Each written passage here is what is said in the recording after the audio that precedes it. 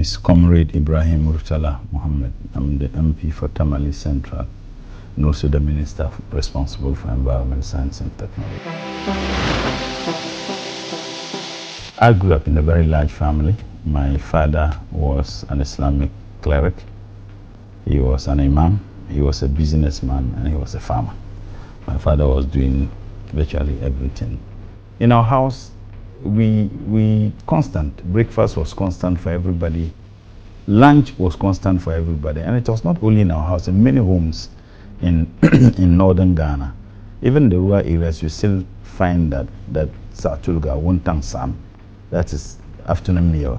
So my father, it was constant. And one thing that I learned from my father, and so almost all my other siblings, we make sure that we don't lack food in our house, honestly.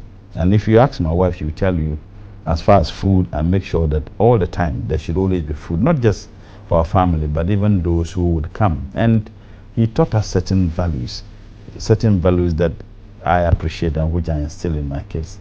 Values of sincerity and honesty. I don't pretend, and it's not just me. Almost all my other brothers and sisters, and we share.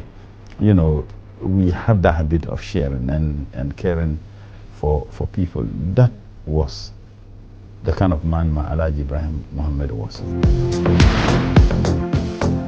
My father encouraged all of us to be serious in the business.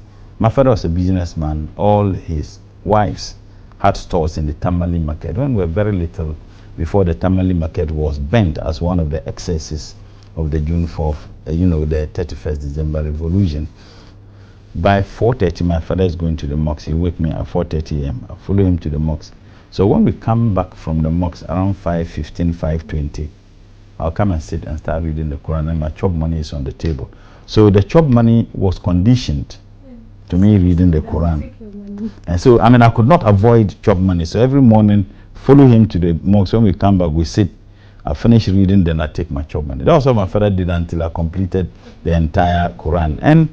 And it's good. I used to read full Quran every month, at least with my busy schedule, at least every month I finish one. These days I'm so lazy, except during Ramadan. Because Ramadan I make sure at least I finish it 2 times or once. And it was good. So this, apart from reading a Quran, which is a religious duty, for me it was also instilling in us the discipline of hard work, that you need to work for everything you wanted. My father could have decided to be giving me the chop money, but he conditioned my taking the chop money to go to school on me sitting to read the Quran. So that discipline, that hard work is something that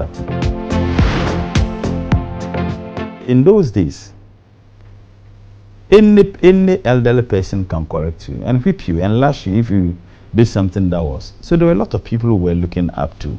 You can't pinpoint one. Anybody within the vicinity had a responsibility to protect and to ensure that you grew up to be a responsible person.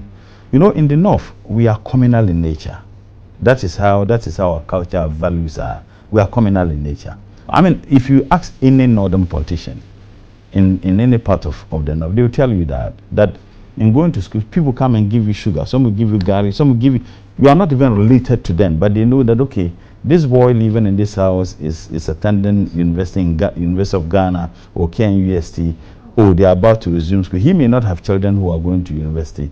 We had this assistance. So when you have a privileged position, as far as I'm concerned, I see it as a position that is not just for me or for my wife and children. I see it as a position that is for everybody. My kids love me and I love them. They love me dearly. They have so much. They see me as a superhero figure. Kids think that their father can do everything. And they are very disciplined. They know that at this time they need to go to bed. And I remember I got home, and then one is, apart from the elder one who is in secondary school, the other one is 8 to 9, the other one is 6 to 7, the other one is 4 to 5, 2 years difference. And I got home, and they said, when I got home, they started laughing. And I asked them, Dad, anytime you come, have you brushed your teeth? Go to bed.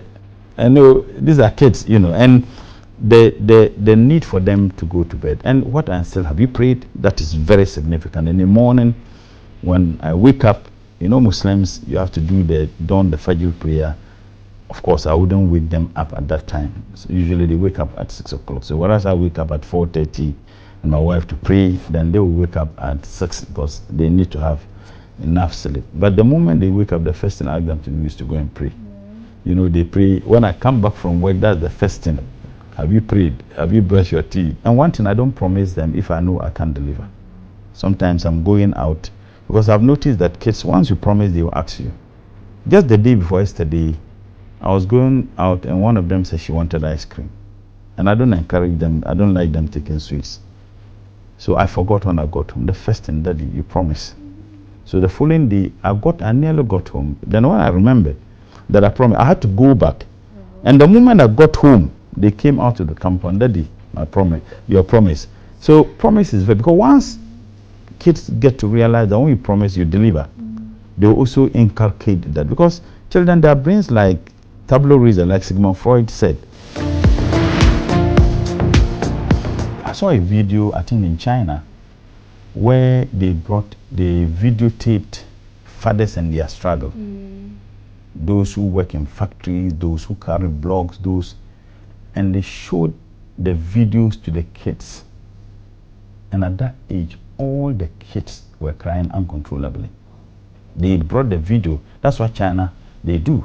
They brought the videos, how fathers are struggling just to get something on the table for the families. And when the kids, and I mean kids of 3 years, 4 years, almost every child in that class was crying, the video I saw, because they could easily relate. Maybe perhaps they never valued the kinds of things their parents were doing, particularly their fathers. They just come home, there is food on the table. They don't know how the food came about. They want to go to school, chop money. The chop money is given by the father.